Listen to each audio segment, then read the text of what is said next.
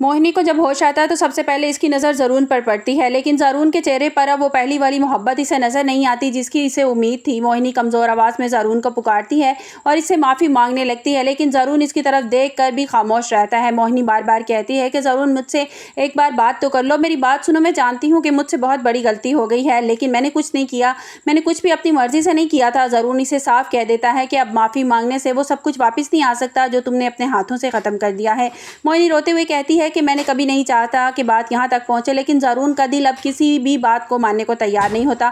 ज़रून मोहिनी से कहता है कि तुम्हें शायद अंदाज़ा नहीं है कि तुमने मेरा कितना दिल तोड़ा है। मैं तुम्हें अपनी ज़िंदगी में सबसे ज़्यादा चाहा था, तुम्हारे लिए मैं घर वालों से लड़ा, लेकिन तुमने एक बार भी मेरे बारे में नहीं सोचा और तुमने फ़ैसला खुद किया और मुझसे छुपाया भी। मोहिनी दोनों हाथ जोड़ कर कहती है कि मुझे एक बार मौका दे दो, मैं सब कुछ ठीक कर दूँगी। ज़रून जवाब देता है, कुछ चीज़ें सिर्फ माफ़ी मांगने से ठीक नहीं होती। आज मैं तुम्हारे सामने खड़ा हूँ, लेकिन मेरे दिल में तुम्हारे लिए ज़रा भी वो जगह नहीं है और ना ही मुझे तुमसे वो मोहब्बत रही है। ये बात सुनकर मोहिनी बिल्कुल टूट जाती है, क्योंकि उसे पहली बार एहसास होता है कि ज़रून सिर्फ गुस्से में नहीं है बल्कि वाकई उसका दिल मोहिनी से दूर हो चुका है। इस वक्त साइमा वहाँ आ जाती है और मोहिनी को देखकर भी इसके चेहरे पर कोई नरमी नहीं आती। वो ज़रून से कहती है कि अब मज़ीद इस औरत के आंसुओं में मत आना, तुमने जो कुछ देखना था देख लिया, अपनी ज़िंदगी के बारे में सीरियस होकर सोचो। मोहिनी साइमा की तरफ देखकर कहती है कि आंटी, मैं मानती हूँ कि मुझसे बहुत बड़ी गलती हो गई है, लेकिन मैं माफ़ी मांगती हूँ। साइमा इसे जवाब देती है कि तुमने सिर्फ अपनी ज़िंदगी ख़राब नहीं की बल्कि मेरे बेटे की खुशियाँ भी छीन ली हैं। अब मुझसे ये उम्मीद मत रखना कि मैं तुम्हें कभी कबूल करूँगी। ज़रून साइमा को रोकने की कोशिश करता है और कहता है कि अभी मोहिनी की हालत ठीक नहीं है, इससे मज़ीद बात ना करें, लेकिन साइमा साफ कह देती है कि मैं इस वक्त सिर्फ अपनी बहू से नहीं बल्कि अपने बेटे को भी देख रही हूँ और जो दोबारा मैं कभी ऐसे रिश्ते में उसे नहीं देखना चाहती जहाँ उसे हर दिन तकलीफ मिले। मोहिनी ये सब कुछ सुनकर खामोश हो जाती है।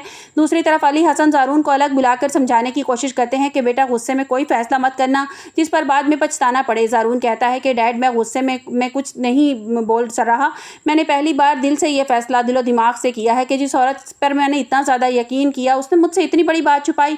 अली हसन कहते हैं, फिर भी कोई आखिरी फैसला करने से पहले पूरी हकीकत जान लेना। ज़रून जवाब देता है, हकीकत मेरे सामने आ चुकी है डैड, अब सिर्फ मैं ये सोच रहा हूँ कि मैंने इतने अरसे तक खुद को धोखे में क्यों रखा। उधर मोहिनी अस्पताल से घर जाने की इजाज़त मिल जाती है। ज़रून इसको अपने साथ घर ले जाता है, लेकिन बार बार इसके रवैये में अपनायत नहीं होती वो पहले वाली। ज़रून खामोशी से उसके साथ चलती है। मोहिनी खामोशी से उसके साथ चलती है और पूरे रास्ते ज़रून से बात करने की कोशिश करती है, लेकिन ज़रून सिर्फ इतना कहता है कि मुझसे कोई बात मत करो। घर पहुंचकर मोहिनी अपने कमरे में जाती है और वहाँ रखी हुई चीज़ें देखकर उसकी आंखों में आंसू आ जाते हैं। इससे यकीन नहीं आता कि वो सब कुछ ज़रून के साथ जो पूरी ज़िंदगी गुजारने के ख्वाब देख रही थी, आज वो बिल्कुल उसके लिए अजनबी होकर रह गया है। कुछ देर के बाद ज़रून कमरे में आता है और मोहिनी से साफ कह देता है कि मैंने फैसला कर लिया है। मोहिनी घबरा कर पूछती है, कैसा फैसला? ज़रून कहता है कि तुम अब इस घर में नहीं रहोगी। मोहिनी के कदमों तले से ज़मीन निकल जाती है।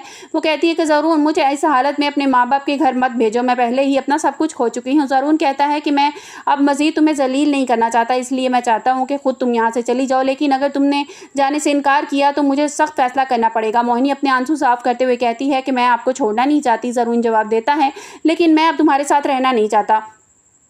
ये जुमले मोहिनी के लिए सबसे बड़ा सदमा बन जाते हैं। वो खामोशी से अपना सामान पैक करना शुरू कर देती है। ज़रून इसे देखता रह जाता है, लेकिन एक भी कदम आगे नहीं बढ़ाता। मोहिनी जाते हुए आखिरी बार ज़रून की तरफ देखती है जिसे वो चाहती थी ज़रून इसे रोक ले, लेकिन ज़रून खामोशी से वहीं खड़ा रह जाता है। मोहिनी घर से जब निकलती है और जैसे ही मोहिनी वहाँ से जाने लगती है, साशा के चेहरे पर एक अजीब सी खुशी आ जाती है। इसे लगता है कि आखिरकार वो कामयाब हो गई है और इस वक्त इसकी माँ इसे याद दिलाती है कि अभी एक काम करना और बाकी है, ज़रून को रोमा के करीब लाना है। साशा फ़ौरन रोमा को फ़ोन करती है और कहती है कि अब तुम्हारा रास्ता साफ है। रोमा कहती है, रास्ता साफ होना और ज़रून के दिल में जगह बनाना दो अलग चीज़ें हैं। मैं तब तक इसे हासिल नहीं करना चाहती जब तक वो खुद मेरे पास ना आए। साशा कहती है कि तुम बस अपना रवैया बदल लो, बाकी सारा काम मैं कर दूंगी, लेकिन रोमा को इस बात का डर है और वो कहती है कि ज़रून पहले भी मुझे छोड़ा था जब मोहिनी इसकी ज़िंदगी में आई थी और वो मुझे सिर्फ गुस्से और तन्हाई में कबूल करेगा, मैं ये रिश्ता नहीं चाहती। उधर मोहिनी अपने माँ बाप के घर पहुँचती है और इसकी माँ इसे देख कर समझ जाती है कि बात बहुत आगे तक बढ़ चुकी है। मोहिनी कुछ कहने के बजाय अपनी माँ के साथ लिपट कर रोने लगती है।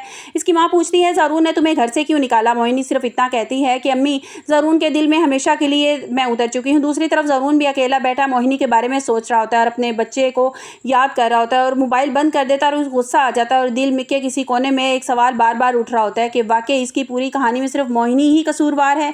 इसी दौरान मोहिनी की दोस्त साशा को फ़ोन करती है और कहती है कि मुझे मज़ीद पैसे नहीं चाहिए, मुझे इस मामले से निकालो। साशा घबरा कर पूछती है, अचानक तुम्हें क्या हो गया? वो जवाब देती है कि मैंने कुछ तुम्हारे कहने पर किया था, अब सब कुछ मेरे लिए मुसीबत बन गया। अगर ज़ारून मुझसे सवाल करेगा तो मैं सब कुछ उसे बता दूंगी। साशा इसे धमकाने की कोशिश करती है, लेकिन इस बार वो औरत डरने के बजाय कहती है कि शायद तुम भूल रही हो, मेरे पास तुम्हारे दिए हुए पैसे नहीं बल्कि तुम्हारे साथ होने वाली बातों के सारे सबूत भी मौजूद हैं। साशा के हाथ में मोबाइल करीबन गिर जाता है और उसे पहली बार एहसास होता है कि मोहिनी के घर में निकालने के बाद असल खेल ख़त्म नहीं हुआ बल्कि ख़तरा अब शुरू हुआ है। क्योंकि वो औरत ज़ारून के सामने पहुंच गई तो सिर्फ मोहिनी हकीकत नहीं बल्कि साशा की भी हकीकत सामने आ जाएगी। दूसरी तरफ ज़ारून की मां साइमा अपने बेटी की दूसरी शादी रोमा से करवाने का फैसला कर चुकी। ज़ारून ने मोहिनी को घर से निकाल कर सही किया। अपनी कीमती राय का इज़हार कमेंट्स बॉक्स में ज़रूर कीजिएगा। मिलते हैं एक नई वीडियो।